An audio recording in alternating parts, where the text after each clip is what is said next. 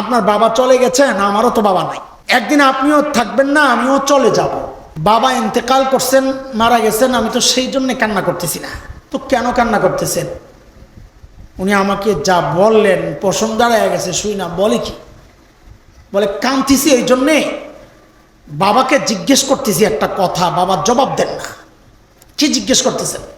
বলে বাবাকে জিজ্ঞেস করতেছি, ও বাবা, আমাকে উচ্চ শিক্ষায় শিক্ষিত করার জন্য তুমি তোমার জীবন যৌবন শেষ করেছ, তোমার সুখ আনন্দ সব শেষ করেছ, জীবনের কামাই রোজগার সব আমার পেছনে ঢেলেছ, হয়তো তুমি সফল হয়েছ, আমাকে সর্বোচ্চ শিক্ষায় শিক্ষিত করেছ, হ্যাঁ, কিন্তু বাবা এখন আমাকে জবাব দাও, আমি জানাজা যে পড়বো, এই জানাজায় কি পড়বো বাবা, এটা কেন শিখাইল না? জবাব দাও।